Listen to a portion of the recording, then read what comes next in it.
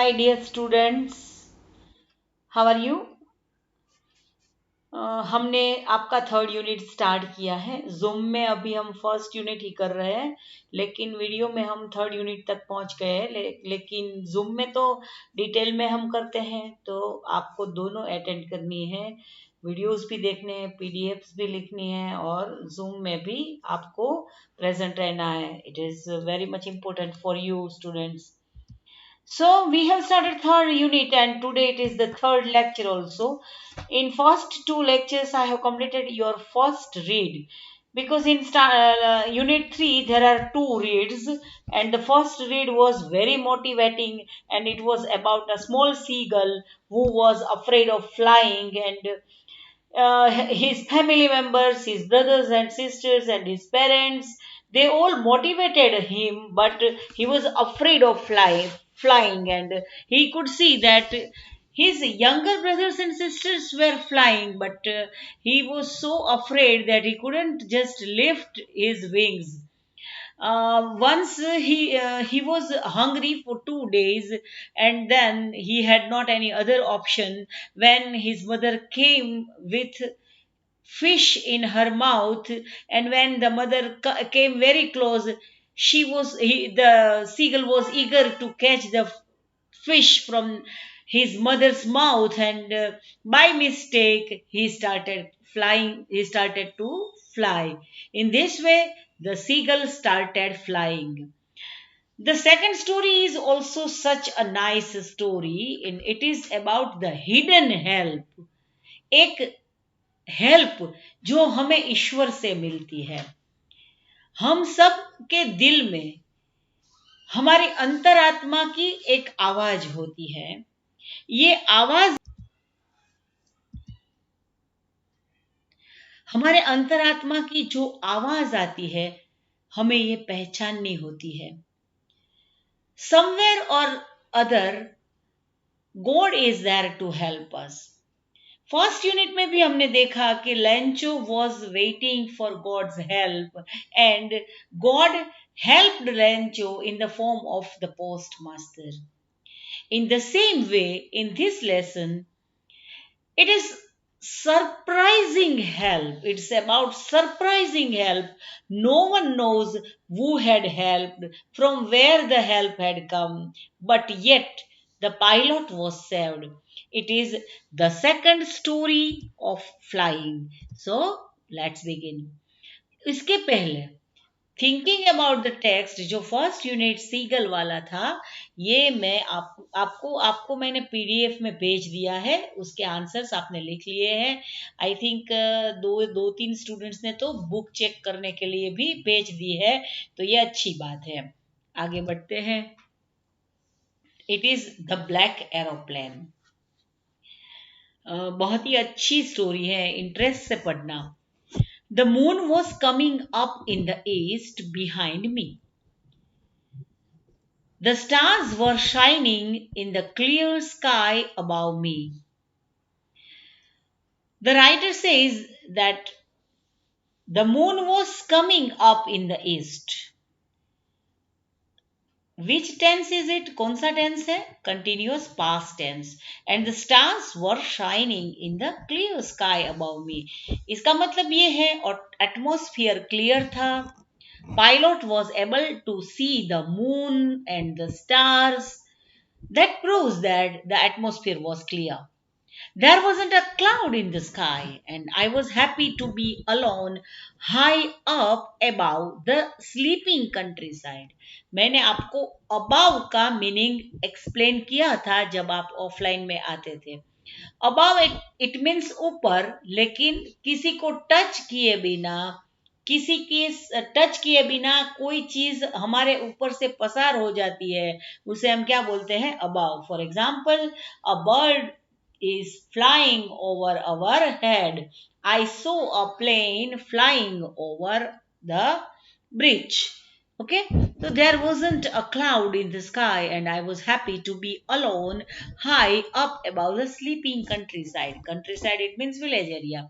Village area सब सोए हुए थे और उसके ऊपर से हाई मेरा प्लेन उड़ रहा था and I was alone in the plane I was flying my old Dakota aeroplane over France back to England France से वो बैक टू इंग्लैंड हो रहे थे कौन सा प्लेन था एमसीक्यू के लिए important Dakota airplane and over France France के ऊपर से उड़ रहे थे back to England I was dreaming of my holiday and looking forward to being with my family. I looked at my watch 1:30 in the morning. So he was very happy because he was alone and the sky was very clear and he was flying over the countryside of France. France के ऊपर से वो उड़ रहे थे और he was going to England. And at the time he was also dreaming of my holiday फिर मैं घर जाऊंगा अब मैं पहुंच जाऊंगा फिर मेरा हॉलीडे होगा and I was looking forward look forward इसका मतलब होता है राह देखना याद रखना लिख भी लेना लुक फॉरवर्ड इसका मतलब क्या होता है याद रखना I and looking forward to being with my family और अब मैं अपने फैमिली के पास जाने की राह देख रहा था I looked at my watch 1:30 in the morning और मॉर्निंग के 1:30 हुए थे थोड़ी ही देर में the sun will rise and I will be there on the runway and soon after that I will be with my family so I was looking forward it I should call Paris control soon I thought as I looked down past the nose of the airplane I saw the lights of a big city in front of me I switched on the radios and said, Paris Control Dakota DS 088 here. Can you hear me? I am on my way to England. Over. तो ऐसे Paris के because he was flying over Paris and he thought that I should be in the contact with the airport of Paris and that's why he just talked with him and I saw the lights of big city in front of me. मेरे सामने big city की light देखी. I switched on the radio. मैंने radio on किया और बोला Paris control Dakota DS 088 उसके plane का पायलट के प्लेन का नाम क्या था आपको याद रखना है Dakota DS 088 can you hear me I am on my way to England मैं इंग्लैंड जा रहा हूँ I am on my way to England The voice from the radio answered me immediately. DS 0088, I can hear you. You ought to turn 12 degrees west now. DS 088 over. तो ऐसे उसको Paris के जो airport control वाले थे उन्होंने उसको अपनी कहाँ उसका रास्ता जा रहा था उसको प्लेन को कहाँ टर्न करना था उसका एक्सप्लेनेशन दिया you ought to turn 12 degrees west आप 12 डिग्री वेस्ट में आपका प्लेन मूव कीजिए तो फिर आप इंग्लैंड जा रहे हो इंग्लैंड पहुंच जाओगे I checked the map and the compass switched over to my second and last fuel tank and then मेरे पास मेरी second fuel tank and which was the last fuel tank थे उसके ऊपर स्विच ओवर हो गया क्योंकि first one was about to complete तो मैंने अपना मैप चेक किया कंपास चेक किया और मैंने सेकंड फ्यूल टैंक को स्विच ऑन कर दिया and turn the Dakota 12 degrees west towards England and मैंने अपना डेकोटा 12 डिग्रीज वेस्ट इंग्लैंड की तरफ मूव किया I'll be in the time for breakfast और फिर उसने ड्रीमिंग स्टार्ट की तो मैं ब्रेकफास्ट के लिए तो बराबर टाइम पे पहुंच जाऊंगा he was eager to meet his family he was eager to have breakfast with his family everything was going well and it was an easy flight and very nice and smooth flight was it Paris was about 150 kilometers behind me when I saw the clouds but जिसे हम कसौटी कहते हैं जिसे हम exam सिर्फ students के लिए नहीं होती एग्जाम बड़े लोगों की लाइफ में भी आती है तो ये एग्जाम आ गई उसकी पेरिस तो मेरे पीछे 150 किलोमीटर पीछे रह गया था.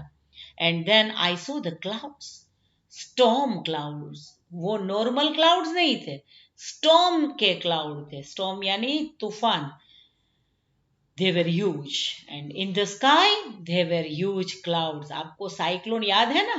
थोड़े दिनों पहले ही हमारे सौराष्ट्र के ऊपर एक साइक्लोन आया था. तो उन दिनों कैसी हमें प्रॉब्लम हुई थी आपको याद होगा. तो मैंने अपने प्लेन में से देखा तो पेरिस तो मेरे पीछे छूट गया था. और there were dark clouds in the sky. They were huge clouds. They look sorry they looked like black mountains standing in front of me across the sky. और मुझे ऐसा लग रहा था कि जैसे they were like looked like black mountains. काले घने तूफान के बादल मेरे सामने एक ब्लैक माउंटेन की तरह खड़े थे. I knew I could not fly up and over them. और मेरी ऊंचाई इतनी ज्यादा थी कि उससे ऊपर मैं उड़ नहीं सकता था. ये उसकी प्रॉब्लम सुनिए. What was the problem? तो they look like black mountains standing in front of me across the sky. I knew I could not fly up and over them. मैं उसके ऊपर नहीं जा सकता था. And I did not have enough fuel to fly around them to the north और south. और मैं उसके आजू बाजू नॉर्थ और साउथ में भी घूम नहीं सकता था क्योंकि मेरे पास इनफ फ्यूल नहीं था. I ought to go back to Paris, I thought. I wanted to get home. I wanted that breakfast. अरे मैं तो इंग्लैंड जा रहा हूँ लेकिन ऐसी सिचुएशन में अब तो बीजा और कोई रास्ता नहीं है तो मुझे पेरिस ही चला जाना चाहिए. But I wanted to get home. पर मुझे तो घर जाना था, मेरे फैमिली के साथ ब्रेकफास्ट लेना था. I take the risk.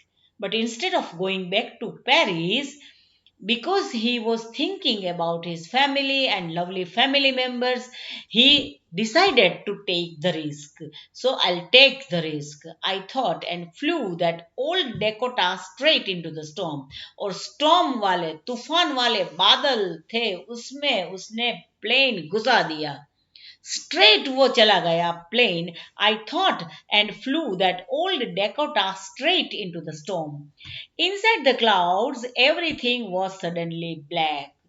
And हमें यहाँ से पृथ्वी के ऊपर से अपने घर में से अपने टेरेस में से जब हम क्लाउड्स देखते हैं तो इतने बड़े बड़े क्लाउड्स मॉनसून में होते हैं. तो स्काई में तो ये कितने डेंजरस लग रहे होंगे आप सिर्फ इमेजिन करना. तो वो क्लाउड के अंदर घुस गया. अपने प्लेन को क्लाउड के अंदर घुसा दिया. Everything was suddenly black. It was impossible to see anything outside the aeroplane. And सब इतना डार्क था कि आउटसाइड द प्लेन कुछ भी देखना असंभव था. The old aeroplane jumped and twisted in the air.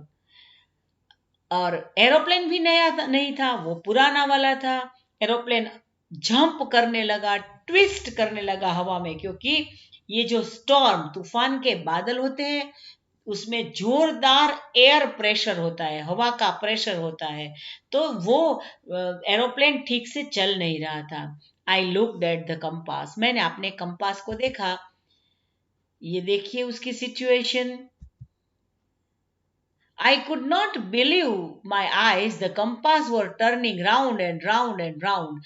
Compass भी कोई direction नहीं दिखा रहा था because he was lost in the clouds. He couldn't see anything. He didn't know where he was going, and the compass was moving round and round and round. It was dead. Compass भी dead हो गया. It would not work. The other instruments were suddenly dead too. I tried the radio. Other instruments भी dead हो गए तो मैंने radio try किया. Paris control, can you hear me? There was no answer. The radio was dead too and radio भी dead हो गया था. I had no radio, no compass and I could not see where I was lost in the storm. Compass चल नहीं रहा था, radio चल नहीं रहा था. मैं कहाँ जा रहा हूँ? एयर के प्रेशर में मेरा प्लेन इधर उधर घूम रहा था और मैं आगे नहीं बढ़ पा रहा था. Then the black clouds sorry, I was lost in the storm. Then, in the black clouds quite near me, I saw another airplane. और इतने बड़े ह्यूज ब्लैक क्लाउड में मैंने एक दूसरा एयरप्लेन देखा. It had no lights on its wings. Generally airplane की wings के ऊपर लाइट्स रहती है जो ब्लिंकिंग होती रहती है, जिससे दूसरे प्लेन को पता चले कि यहाँ एक प्लेन उड़ रहा है. लेकिन जो प्लेन मैंने देखा उसमें तो कोई लाइट नहीं थी. But I could see it flying next to me through the storm. Storm में से मेरे पास ही वो प्लेन उड़ रहा था. आई could see the pilots face turn towards me. Pilot का फेस भी मेरे सामने टर्न हुआ. I was very glad to see another person. He lifted one hand and waved. उसने अपना एक हाथ लिफ्ट किया और वेव किया. Follow me. He was saying, follow me. He knows that I am lost. उसे पता है कि मैं lost हो गया हूँ, क्योंकि वो बोल रहा है follow me. ऐसे उसने हैंड से जेस्चर किया. तो फ्रेंड्स, इसके साथ ही हम आज का ये लेक्चर कंप्लीट करते हैं. नेक्स्ट लेक्चर में आगे क्या होता है वो हम देखेंगे. Very interesting and surprising story है. तो बाद में मैं आपको नेक्स्ट लेक्चर में एक्सप्लेन करूंगी. तब तक bye. Take very good care of yourself. Do attend the Zoom meeting. Do watch the videos, and also write all the questions and answers of PDF. Goodbye. Thank you, friends.